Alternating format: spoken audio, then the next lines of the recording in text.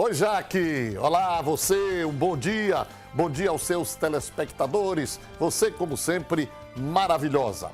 Aqui, mais um dia onde, no ar, estamos com o TV Atalaia Entrevista.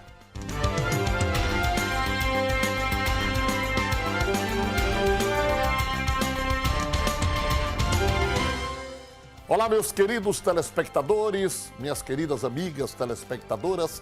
Mais um dia que se inicia. E nada melhor do que beber um delicioso e quentinho café Maratá. E que tal apreciar o suco Maratá? Tem também o descafeinado.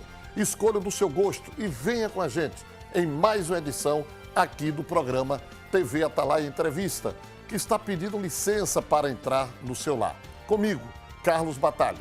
Iniciamos aqui mais uma edição.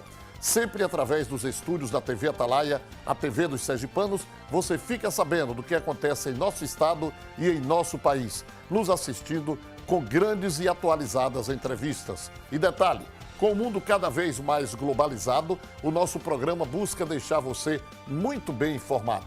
Então nos assista, nos acompanhe, sua audiência é sinônimo de prestígio para nós que fazemos aqui a TV Atalaia. Quer nos ajudar? Entre em contato conosco através do telefone 3226-2610 ou nas redes sociais. A sua participação é muito bem-vinda, então fique ligado e interaja.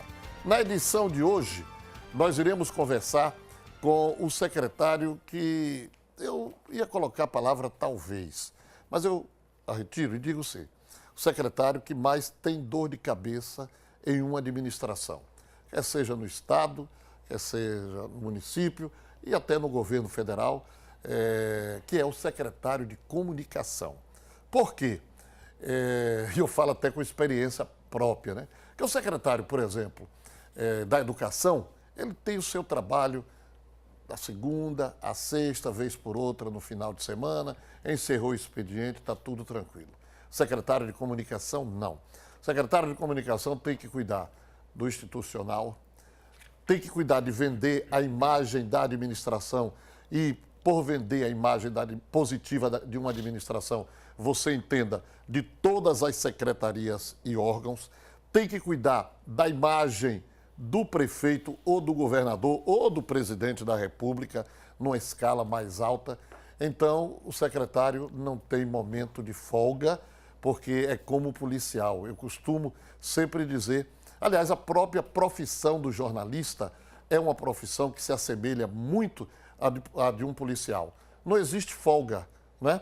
Quantas vezes você, meu amigo telespectador, minha amiga telespectadora, ouve falar o seguinte: policial tal, assim, que estava de folga, mas interviu e conseguiu impedir um assalto. Assim é o jornalista. Ele pode estar aqui, de repente, presenciar um acidente, tomar conhecimento de uma notícia de última hora e ele tem que correr para a sua redação. Hoje, graças a Deus, existe o celular para as informações. Então, a Secretaria de Comunicação, a função de secretário de Comunicação é, sem dúvida nenhuma, a função mais espinhosa. Eu dizia isso quando era secretário, os demais secretários ficavam que nada, é a minha, o outro dizia é a minha, mas é a função mais espinhosa de uma gestão pública, porque não tem hora, não tem minuto, não tem dia para descanso. E na Prefeitura de Aracaju, quem está desde o dia 1º de janeiro nessa função espinhosa é o querido amigo que já tem experiência, porque foi também secretário de Comunicação na gestão de João Augusto Gama, é o meu amigo Luciano Correia. Secretário, bom dia. Tudo bem? Bom dia, Batalha. Como vai? Tranquilo. Entre os espinhos, como diz você. Luciano, eu acho que eu não exagerei não, né? Porque é dose. É isso, a sorte é que eu não sou mais boêmio, então eu acordo antes de 5 horas todos os dias e, enfim, começo a trabalhar na hora que acordo, como você disse. É verdade. Você sabe o que é ser secretário Os colegas de rádio não deixam a gente dormir. E de TV, e de jornal, e de tudo. É verdade. Do povo. Mas a gente faz também porque gosta disso. Então, nada disso me cansa, é o que interessa, né? É porque você falou de TV, é porque hoje as emissoras de TV possuem já os seus programas a partir das 6 horas da manhã. Aqui o Fábio Henrique já está no ar, ao vivo, às 6 horas da manhã. Aliás, era o horário que nós começávamos. E aí houve essa inversão, em comum acordo com a direção do jornalismo, nosso querido Eduardo do Vale, mesmo porque eu não tenho vocação de padeiro, não, viu? E aí eu me incomodava realmente a acordar cedinho para dar entrevista, mas tudo que a gente faz, Luciano, com prazer, com satisfação, eu acho que é gostoso, né? A gente sobrepõe ao cansaço e tudo mais, né? Produz melhor, não cansa, enfim, não reclama da vida. Eu gosto desse tipo de desafio que eu já peguei em outros momentos também. Muito bem. Luciano é o secretário de comunicação da Prefeitura de Aracaju. 8 meses, né? Fechando exatamente 8 meses, hoje dia 30 de agosto. Que análise, Luciano, você faria da atual gestão, deixando de lado, claro, a sua função de secretário e sim de jornalista, numa nota de 1 a 10, que nota você daria? Qual a avaliação que você fazia? Você acha que está dentro de um cronograma pré-estabelecido por Edivaldo Nogueira e toda a equipe? Ou você acha que está ainda aquém, poderia ter produzido muito mais? Não, pode sim e vai produzir. Eu dou nota 8, até porque o que foi alcançado nesses 8 meses, coincidência, aos 8 meses eu dou a nota 8, em função também da situação encontrada, das dificuldades e da capacidade de enfrentar o tipo e o volume de obstáculos que nós vimos enfrentando e vamos enfrentar ainda mais. Mas assim, numa análise rápida, no começo a gente encontrou a Prefeitura com uma dívida astronômica para um município com a capacidade financeira de Aracaju, nós encontramos a própria máquina emperrada, para você ter uma ideia, em Sub não tinha máquina de produzir asfalto, os salários com 2 meses do ano passado atrasados, o lixo nas ruas, enfim, era uma situação de caos. E não foi difícil, tanto que a gente apanhou muito. A cidade esburacada já vinha, porque a conservação da malha viária foi bastante precária, e a gente, para desgraça nossa, esse ano de 2017, foi talvez o inverno que castigou mais a malha viária de Aracaju. Ainda está chovendo, né? Últimos anos. Ainda está, nós estamos praticamente em setembro, e a chuva ainda está aí nas ruas. E isso tudo dificultou ainda mais o que já não era um quadro bom. Então, inclusive, a gente está lidando com tapa-buracos nesse momento ainda. Mas começamos a reagir, porque foi um trabalho planejado, muito determinado, muito construído com muita competência técnica, mas também com muita responsabilidade fiscal. A gente acabou de ser classificado como a primeira capital do Nordeste e a terceira do país em redução de gastos. Ou seja, fazendo o dever de casa, que é tudo aquilo que se cobra hoje do poder público, Batalha. Aí você pode dizer, mas o poder público tem que gastar mesmo o que arrecada para deixar a cidade de acordo com o que a população espera, e é para isso que ela paga os impostos. Mas não é dessa forma. Você tem que levar em conta, balancear essas variáveis, né? Ao mesmo tempo cumprir a finalidade precípua do poder público, de uma prefeitura, mas fazendo esse dever de casa que é digamos assim, é a bandeira da hora no mundo inteiro, e sobretudo no Brasil, né? Porque aqui nós temos municípios, estados e a própria União entrando agora também numa situação de caos financeiro, administrativo, e é preciso soluções criativas, cortar na própria carne, enfim, oferecer exemplos de que a gestão está sendo tocada com responsabilidade. Muito bem. Ô Luciano, no caso específico da Prefeitura de Aracaju, a gestão da Prefeitura de Aracaju com o prefeito Edivaldo Nogueira, ela tem encontrado dificuldades assim, de relacionamento, por exemplo, com a Câmara de Vereadores. Nós sabemos que os projetos e os grandes que têm sido encaminhados têm sido aprovados. Exato. Né? Como foi o caso agora do empréstimo, da liberação de autorização de empréstimo de até 100 milhões de reais. Mas as tratativas com a Câmara têm sido difíceis, com os vereadores em particular, porque prefeito nenhum, gestor nenhum consegue trabalhar se não tiver de comum acordo, se não tiver afinado com o Poder Legislativo. Exato. Né? E no nosso caso, nem existe uma maioria definitiva. Eu acho que isso é bom para a democracia, porque os vereadores têm autonomia. O prefeito diz isso sempre e às vezes as pessoas ficam querendo duvidar. Tem, tanto que em alguns projetos a gente consegue aprovar com uma maioria folgada, outros não. Porque eles têm sua autonomia, sua independência, e é essa independência não só deles, mas do Poder Legislativo. Mas a gente dialoga, Batalha, e dialoga em todos os momentos. Eu vou dar um exemplo.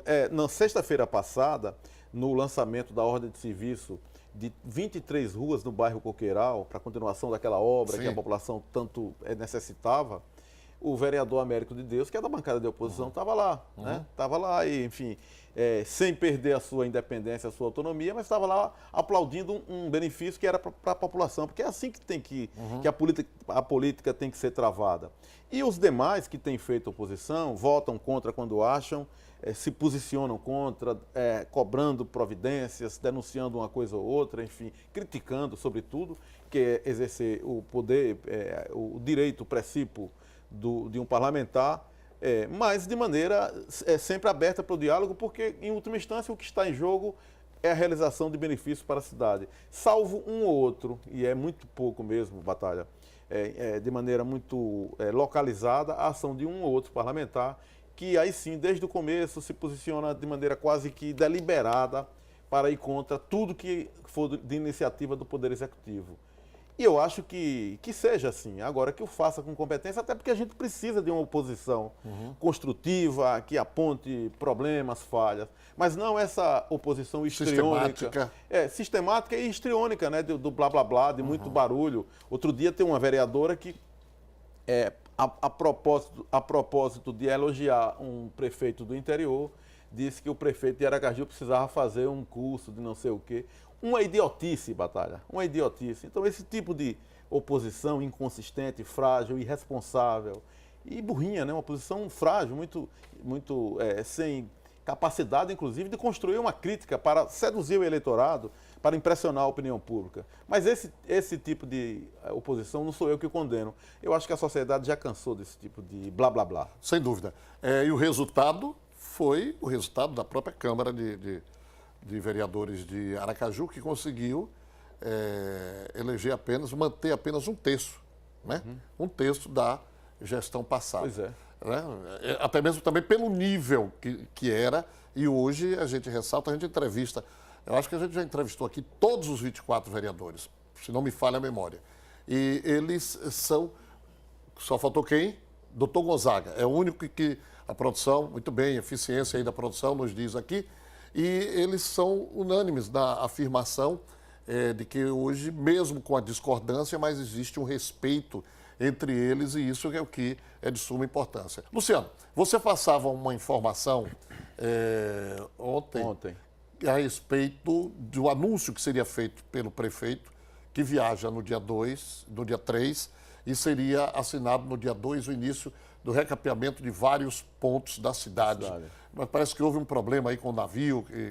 Foi que houve? Que estava trazendo a borra asfáltica. Isso vai provocar um pequeno adiamento, uma coisa de, acho que no máximo uma semana, até porque o prefeito está viajando na próxima semana para uma reunião no BID, né, para cuidar de projetos do interesse do município. E na volta, seguramente, essa questão será resolvida. Mas o que interessa é que a cidade vai ganhar agora um início mesmo de um programa arrojado de recuperação da malha asfáltica. Você já tem assim quais são as avenidas? Eu tenho isso não aqui agora, Sim. mas a gente está começando esse grande mutirão pelo 17 de março, que é um bairro, né, sempre contemplado, um bairro ali situado numa região, na Zona Sul, mas um bairro carente, numa região de pessoas, de uma comunidades pobres. E que a Prefeitura, mais uma vez, essa gestão começa dessa comunidade para levar para a cidade inteira. O que eu posso dizer, com o otimismo que, baseado na realidade, não apenas em opinião, é que esse é o começo de uma recuperação mesmo que vai avançar no ano que vem, porque aqueles problemas mais graves a gente seguramente terá resolvido até o final do ano, pelo menos os mais graves. Claro que é uma dívida ainda para ser paga aí ao longo de algum tempo, mas... Junto à Petrobras.